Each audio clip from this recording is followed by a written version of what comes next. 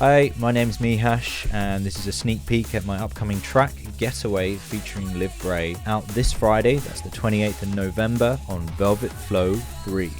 Check it!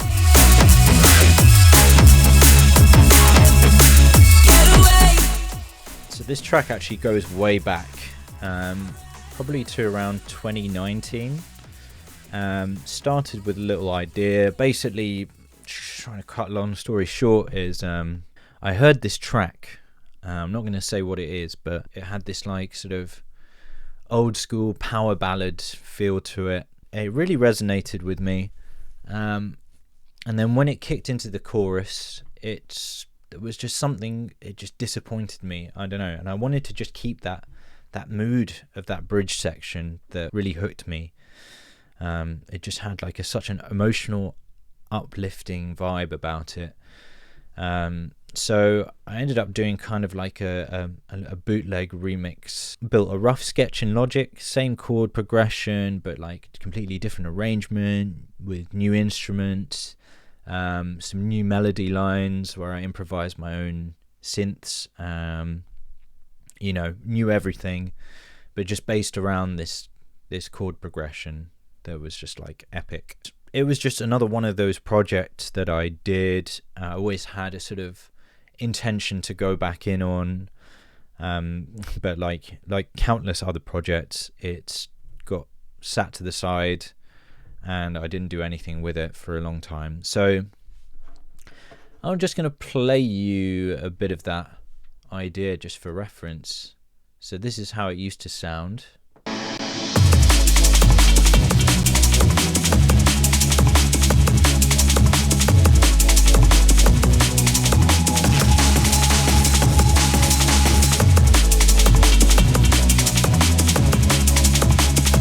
Forward a little bit. Skip it forward a little bit more.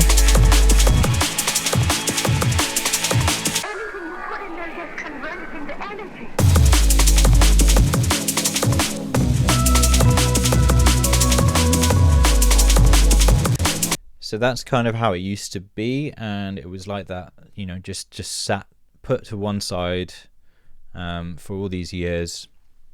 And that was until I got Liv to agree to come over and to basically redo the vocal hook.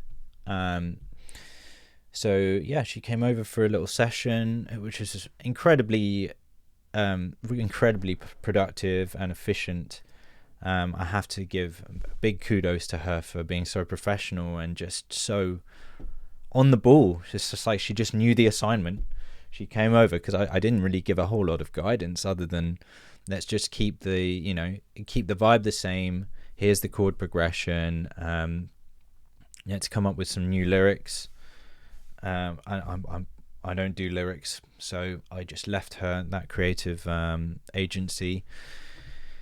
And within within an hour, we'd had something new, and we recorded, and cut a long story short, because she had to come back in to re-record. There was a little issue with the recording, but it was fine. All that first session just gave me everything I needed to completely go back in on this and rework it. Just the moment she started laying down those new vocals, it just breathed new life into the track. And really inspired me to give it my all, and I have to say I'm very, very proud of the result. So what I'm going to do is I'm going to play the original and then flip from the original instrumental to the new instrumental. So we're not going to hear Liv for a moment. So this is the original, and then we're going to flip.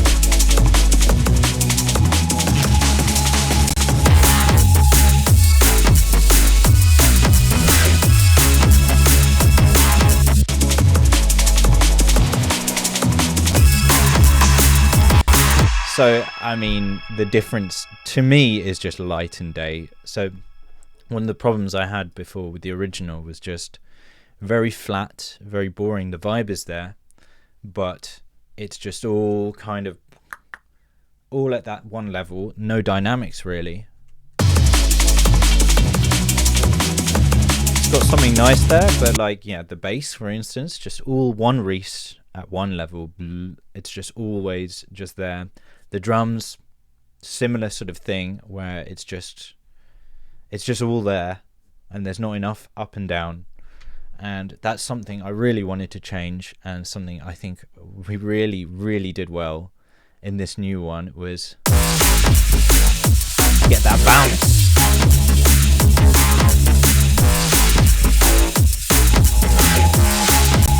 So that's the difference of the instrumental. What I think I'll do now is I will open the original takes, because I created a separate project for her to record to that was a little bit slower, like an acoustic version, which I think we still want to release as a separate thing further down the line. Once we've gotten through this release, we'll discuss about what we do with this next one, because it's actually a pretty good thing in itself, a standalone thing. So get away, I can play these games, I just wanna lose myself in you forever. I don't have any self-control. There's a storm in the rainbow, turn around, I don't wanna see you. Run away from me again, you won't let go. Where was it home? So that was actually the original take from the first day of recording.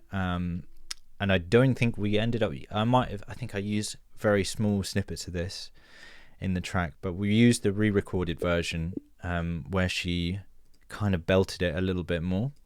It was when she started belting it that it was like, okay, this is more. So get away, I can't have any self. I think it's part, maybe we used a bit of this one. I don't have any self-control. There's a storm at the rainbow. Turn around, I don't want to see you. Run away from me again, you won't let go. Where was the compromise? Trying to hold on to something neither. That's and this is the second section.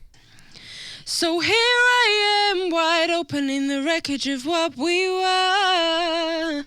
Trying to hold on to something neither of us could name. So yeah, and these are the takes, and I'm not going to go through all the process of, like, you know, what I did, where I chopped it all up, which bits I used, which bits I didn't. Just going to sort of play the finished result.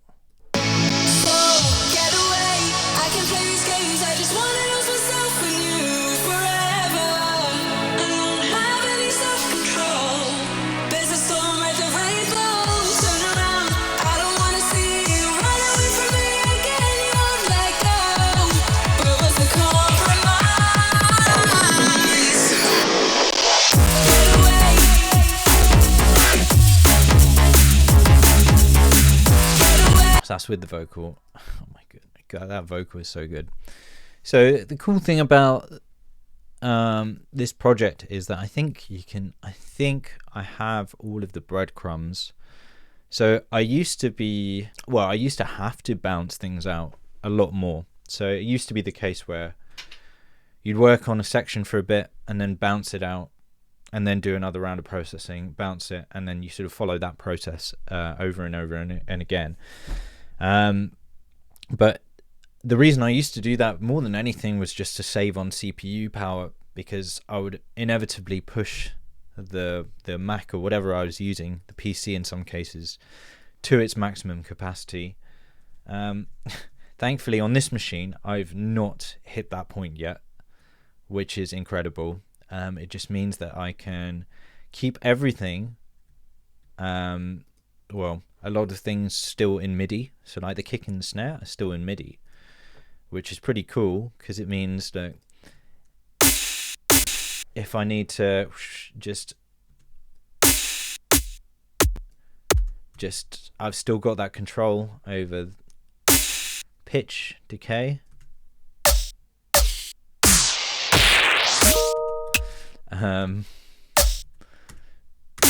Which is kind of cool, right? Also, this snare doesn't sound great on its own. an example of how certain things, when you isolate them, they don't sound as good, but when they're in the mix they make sense. So these drums are all completely new. I haven't used anything from the original. I think I originally used like the high end, but then I just very quickly realized it's just too messy, so let's just scrap it completely. Went very, very simple, very minimal. New kick snare pattern. It used to be a straight more traditional drum bass pattern. This is the more, I don't know what you call it, like syncopated, I guess. I just call it jerky. The jerky rhythm with just some basic percussion.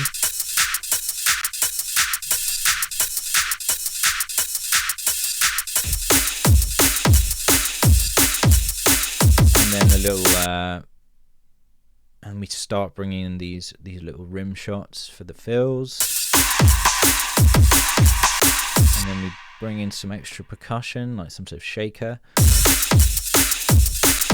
And again, with a lot of these will be simple hats. I think that might be mine. But a lot of these are just samples from sample packs, simple loops. Splash hat might be mine, but this is, this shaker is from a sample pack.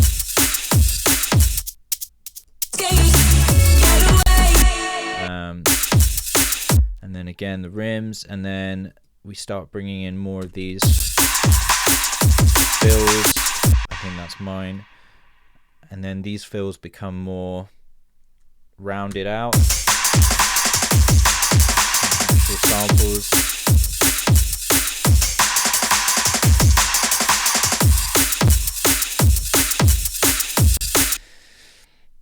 So yeah, and I don't think there's anything else really. It's just those, and then we've got that. We just keep this call and response type thing.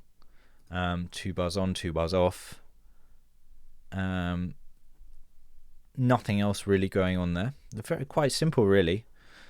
And I've started to lean more into this sort of simple style. The less you do, then the more your other elements can kind of shine through the mix. It just creates that space when you keep it simple, keep it to the point. Now the bass, interesting, because I do use the original bass, but just the sub out of it. So I have actually taken the sub from the original, but I've chopped it up here.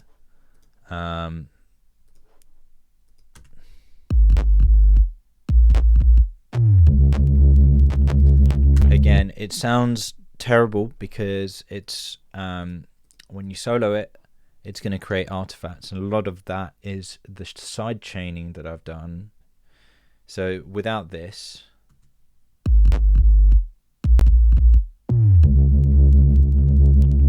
yeah, so that's creating the weird artifact that you're hearing, because it's trying to duck when the kick comes through, but obviously it's going through a ton of processing, limiting, multiband dynamics, which is creating. So I'll just turn off the sidechain.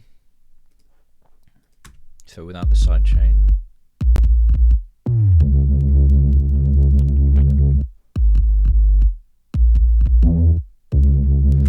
so whereas before it's just constant, probably if I put on like a low pass filter, you can hear it's there. So it's the same, but I've just chopped it up.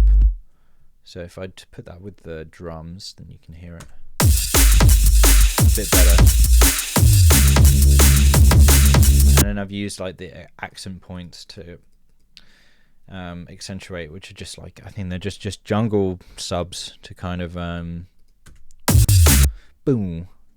I don't know how you describe it. Just like a pitch down going, like a sine wave that you have a pitch envelope on going down. Basically what a kick drum is, but slower and lower frequency.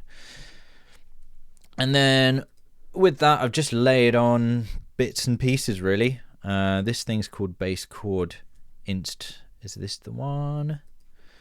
So yeah, you've got this layer, which does so much work. I actually love this so much. And again, it's in MIDI.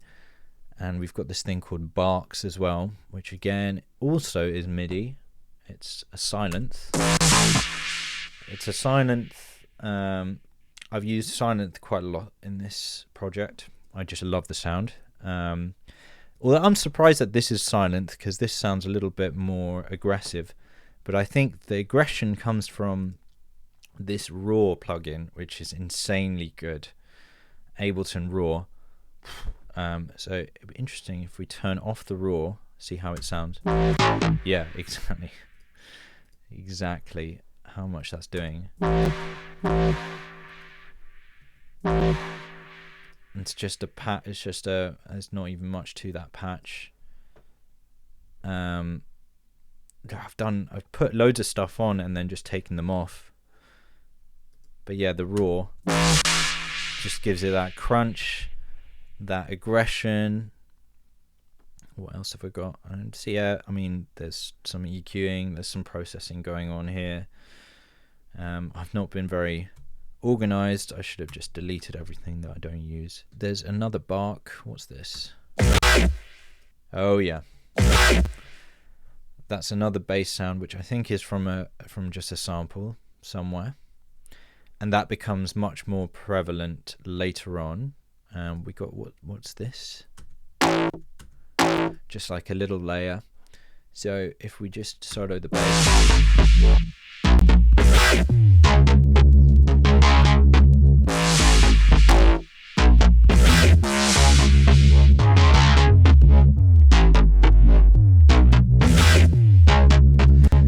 So again, like, it sounds pretty sick at the start, and then it kind of, when it's soloed, it doesn't sound necessarily that great. I think it's the sub here. It just doesn't sound amazing on its own, but again, in the mix, works fine as far as I'm concerned. Obviously, the pitch changes a lot. It's kind of following the chord progression. I'm not going to get into all of that. When we get into these bits where it starts changing.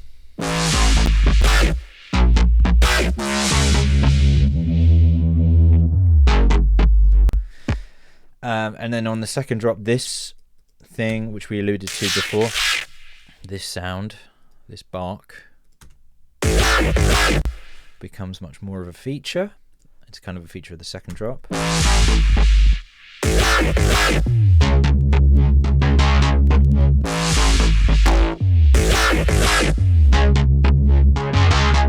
What's this here? Oh yeah, I did forget about these ones. Just random little, I don't know what you call it, uplifting, ethereal flutter, just to accentuate switch change. Just, I mean, it's quite cheesy, but whatever, I quite like it. It just gives a little bit of a lift and a little bit of accent to the switch. So that's the bass. We've got the drums and the bass, and if we mute those, we've obviously got Liv, we've got instruments, we've got our effects. This is typically how I group my elements for the tracks. I'll have like my main groups. Sorry, this main is the master.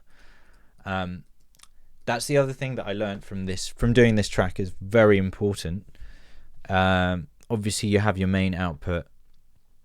If you're able to substitute out or just copy over whatever you've got on your main output and then put it on a group all of your track to its own group here, put all your master, all the stuff that you would put on your master over here,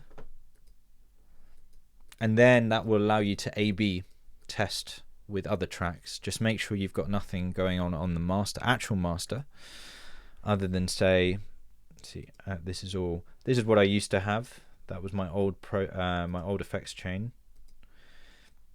Just make sure you've copied that over to your main 2. or your group. You can call it master 2. I just called it main 2. And then just have I just have a standard end channel chain that I use on everything. But it's just, all it is basically is just a limiter to make sure nothing's going over 0. But it's not got any processing on it. And that will just allow you to, if you use something like this, a span, it allows you to open the limiter and the span. And then this is what I use to A/B test. So for instance, if I'm A/B testing with the original, we can solo the original. Hold on, let's just get rid of that EQ that I did. Now we can use these to see how this shapes up compared to the track we're working on. And all we do to do that is you deactivate the track here, which will allow you to then hit the solo button to solo it, and then when you unsolo, it's going to just effectively solo your main track that you're working on. So you can flip between the two. So I'm just going to show you that in action.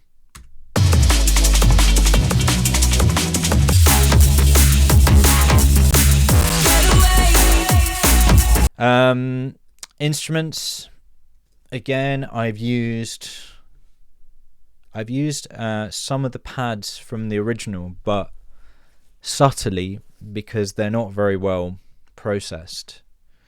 They actually had some distortion on them, so I've been quite careful about how forward they are in the mix. Because actually, if you hear it, if you turn it up, you hear the distortion, which is the old limiting processing. Now, could I have just rebuilt this? Yes. Was I too lazy to do so? Yes, also. Sometimes you've got to just pick your battles. And I needed to get this done quick, and I didn't want to mess around. And again, you can't really hear it in the mix.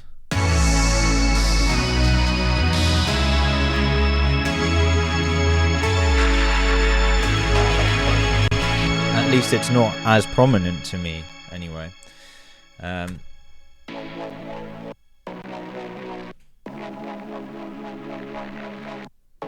So we use it intermittently here. It's cutting in and out as like an additional layer to the bass.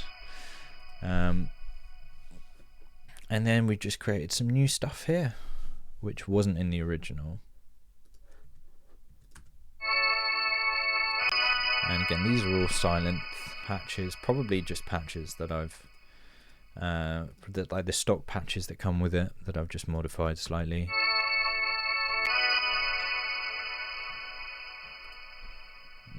Meditation, yeah. You've got these ones here. I love this one. This one just instantly creates like this ethereal feeling. I don't know. We use it on the breakdown quite nicely.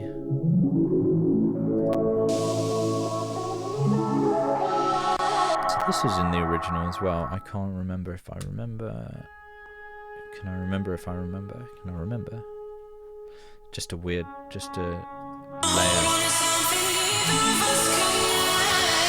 Almost negligible.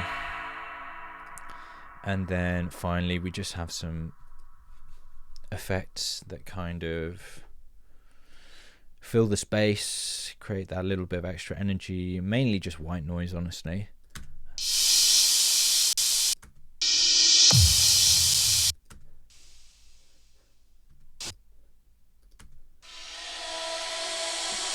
Some weird ambient stuff.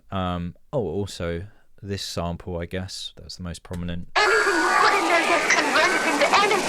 Again, quite a cheesy thing to just throw in, but I became so used to it, became so familiar with it, it just became part of the track in my mind. It probably, yeah, to some people I'd imagine it probably comes off as a bit cheesy, a bit random. but it's a can of worms. I wouldn't know what else to put there, honestly. So it's just become a staple. It's just there now.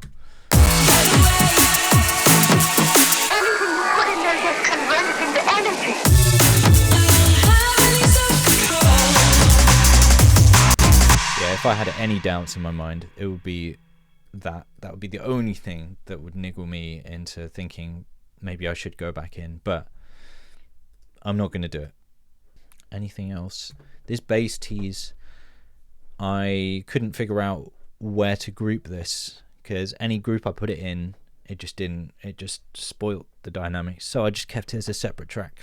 Whatever, we'll just keep it as a separate. And all that is just effectively a bounce of the bass, the main bass.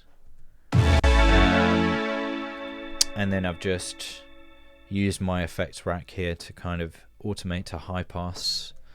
And it's exactly what it says. It is a bass tease. It's just a slow high pass introduction. I use high pass and reverb to kind of slowly bring it in. Like, you almost don't hear it on this first bit.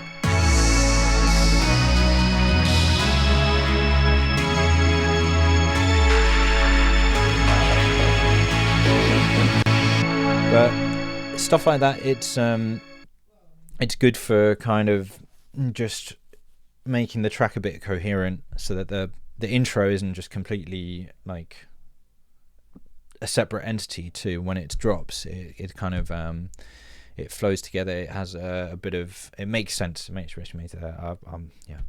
Words are failing me at the moment. Need more sleep. Right. Bass tease. And this bit as well.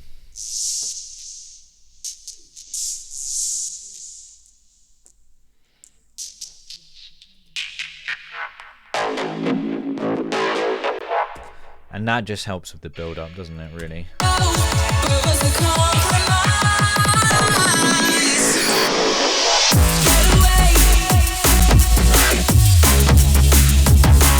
Hey, there you have it. A little bit of an introduction of how this became this.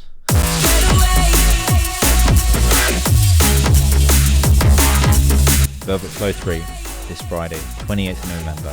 Stay locked.